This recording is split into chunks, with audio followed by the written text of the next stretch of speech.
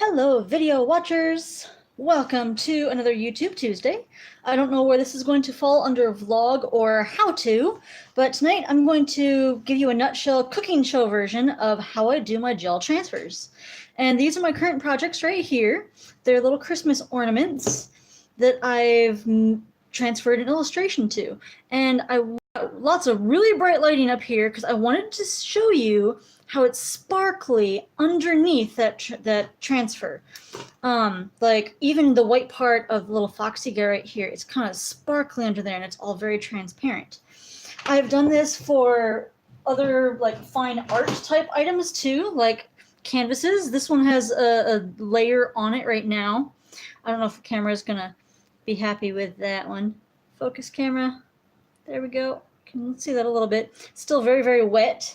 I do my own photography for that and transfer it to canvases with different, I don't know, anything that captures your imagination. It's the song stuck in your head, like I said before.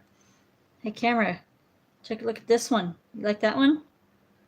Nope, doesn't like that one either. Okay. Well, you can also see how in a lot of these, there's this holographic effect underneath that print. There we go. Like in the corner here, you can see the canvas texture underneath, and it's sitting on top of layers and layers and layers of gel. So let's get going. I'll show you a cooking show version of how I do these little ornaments. So these are all the finished ones right here, and I've got lots of different kinds of illustrations of them. So I'm going to pop those away. None of this stuff is sponsored, but I'll show you the different products that I'm using, the more affordable ones. I've gotten stacks and boxes of these little ornaments from Hobby Lobby, one of my favorite places in the world. These are the nice ones. There's a variety pack of really rough cut, and it is taking forever for me to prep them.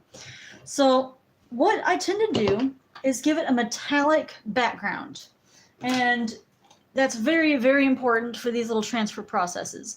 What we're doing is getting a bunch of light to bounce through the layers, just like an oil painting, where the more oil you add, the more luminosity and the more light hits the bottom and goes through all the layers of paint. That's what we're trying to do here. You can do this on a flat background. You could do this on the natural wood even. There's different techniques for that. But I do metallic on purpose. It gives this the fascinating little texture to it. And in my mind, it bounces more light through the ink that you have right here. So this is my little guy right here. And I've got this iridescent medium from Michaels. And lots of different brands make this stuff. It's iridescent, it's kind of larger particles. As you can see, it's kind of glittery. You could use just a metallic paint as well. Something nice and light colored is your best bet. And you kind of just go for it all over this little guy. Keeping it as smooth as possible is in your favor for the transfer. Bumps and irregularities are going to make the final process a little trickier for you. You want something as smooth as possible for when we wipe the paper away, and I will show you a bit of that later. I've been cooking some for the cooking show and show you different processes. You can see here, I'm not being that exact about it. You could follow the tree rings around this if you wanted a little frame. That's an idea you could do. I've seen a lot of those. I'm trying to fill in this hole up here. And the paint will eventually settle in that and kind of patch it up, because I'd rather drill a hole through the top right here. That's my plan. So you could do 1 or 2 layers of this stuff. This iridescent material, it's a medium for painting that you can mix with other paint colors. It does opacify them. It basically is like tiny little chunks of glitter, and that makes it more opaque with the color and lighter because it adds white to it. It makes metallics out of whatever color you want. I also really like to use plain Liquitex Gold. That's one of my very favorites. It's a very warm color gold and very bright at the same time. It's one of my favorites, but it's not light enough for the transfer I'm doing here. And you'll see on this little guy, when we transfer, and you can see on this too, whatever is white in your illustration is going to end up being your base color, unless you actually paint on your transfer right here. You could actually like white out this cookie if you want it to be really, really bright, and the rest of it different colors. So that's one way of doing it. So this is my little guinea pig tonight. And acrylic gel is the secret to all of this. So even on top of this, that will dry later, put that in the little oven. Ta-da! Even on top of that iridescent stuff, we need more gel. More gel, more gel. I order this stuff by the quart. And acrylic gel is acrylic paint with no pigment. Acrylic paint is just plain plastic. That's all it is. It's plastic, liquid plastic. And it's kind of like adding oil to oils. It's transparent. It usually has some body to it. And you can see I've done some layers to the little mousey already. I'm going to cut him out. He does need a bit of a border around him, or else the transfer, it gets too risky near the edges. You want a little bit of an edge for the gel because you're going to be scrubbing, and you want to keep your lines. Just a tiny bit of a border.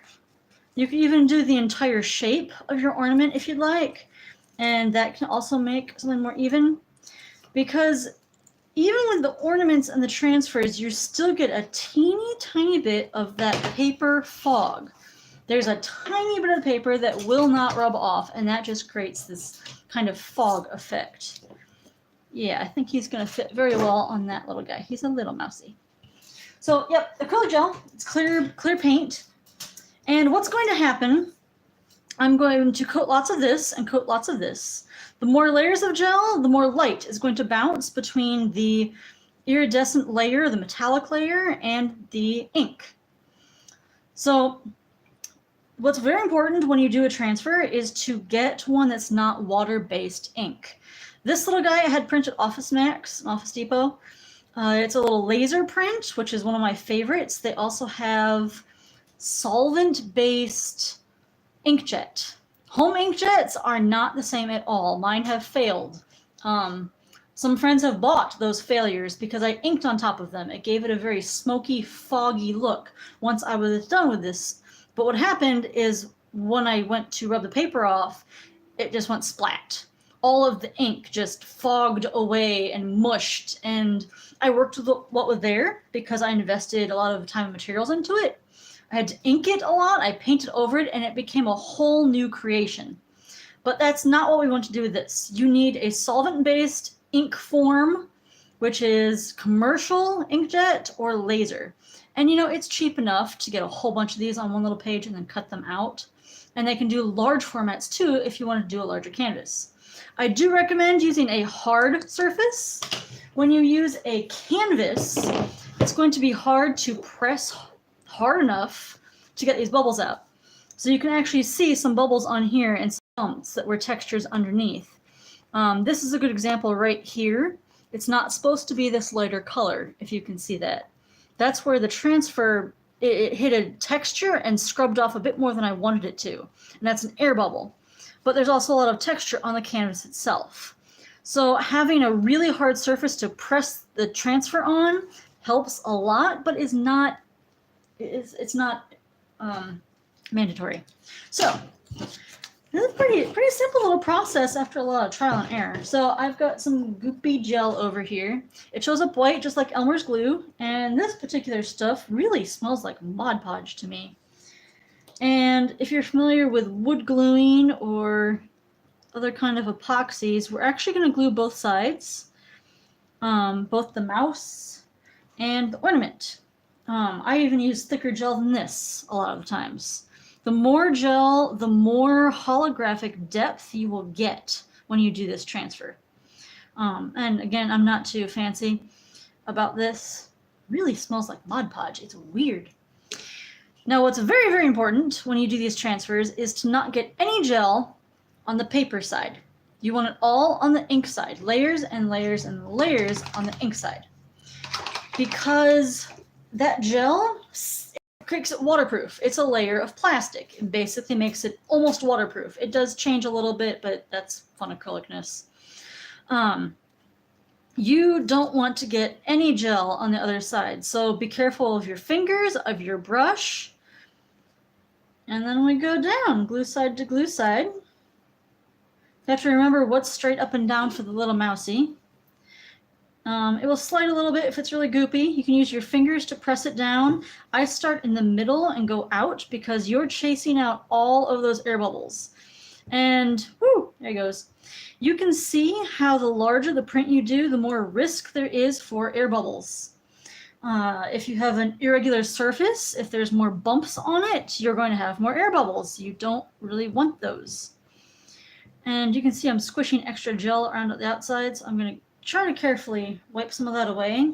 And you notice I'm wiping away from the paper and wiping my fingers off to get as little gel on the paper itself as possible. But if that gel were to make bumps all around the outside, that can also make getting the paper off difficult afterwards. So there's that, rubbing it hard on there. This is why I like to use the thicker gel, so it actually stays underneath the transfer a little bit. This thin stuff is oozing right out, but it's still sticking. I'm not sure a great way of how to tell you when you know it's all stuck. Sometimes I'll use like a glue cap and rub it down like this a little bit. See, you can see more oozing out on the side. You shouldn't see too many bumps when you do a transfer like that. Very, very few bumps at all, only what's actually on your surface. You can feel all that. When it's wet, it's going to feel a little cool to the touch. I've actually heard that you can put a sheet of tracing paper on something to see if it's wet, and if it curls up, that means there's a lot of humidity still on your painting or paper. So if you're really curious if something is totally dry, put a sheet of tracing paper on it or a strip of that. The humidity will get into one side of the paper. It's really weird how this happens. The humidity poofs up the one side of the paper, it absorbs, making it bigger than the opposite side. If you remember the bimetallic strip experiment in high school, where they heat at different temperatures and expand, it's basically the same thing. Humidity is on one side and it will expand and curl the paper if there's humidity on what you're testing. But it's goopy and I know that one's wet. Excuse me. Ta-da! This one's been cooking on my heater all day. There's a little bit of bumps I see after I've put a lot of layers of gel. That could be in the wood itself. There could have been wood dust here and there, but I'm going to go very, very carefully around those. This has been sitting all day on my heater in my apartment, so I know it's dry.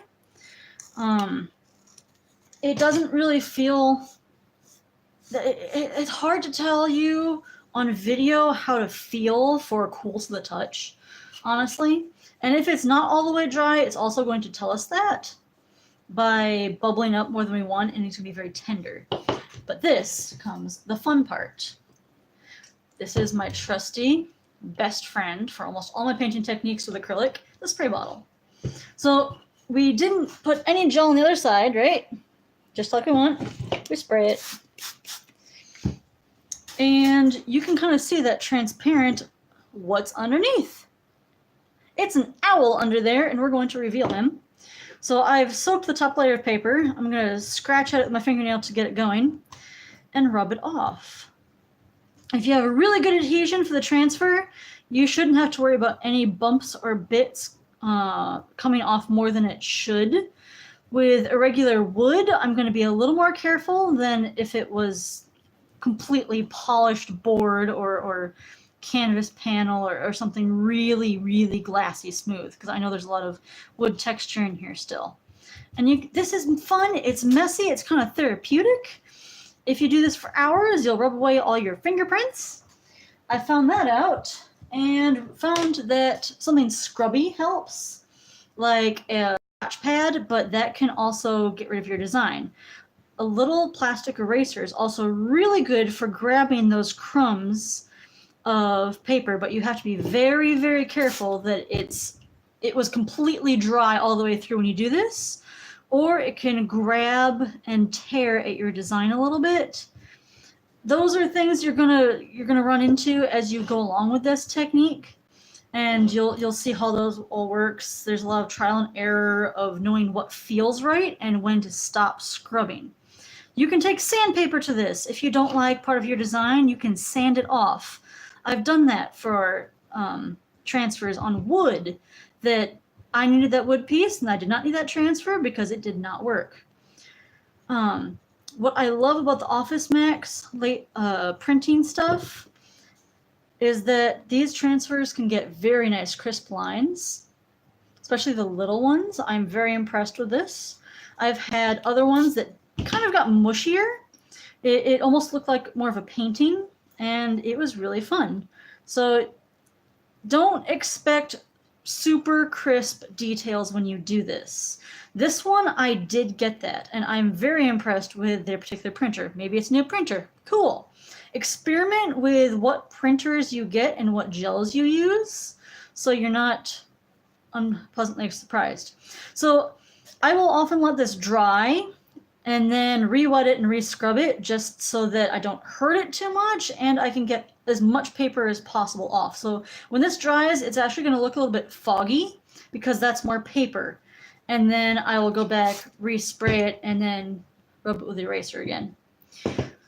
So you have seen my things that end up, my little ornaments at their end point, and that's how they're made. I love how with many layers of gel you can still get the texture of the wood underneath, and it bounces all the way through that ink. You can see the acrylic gel has stuck to the ink and not the paper, and you saw it rub right off. And this is a really good adhesion, actually. I don't feel any bubbles in there.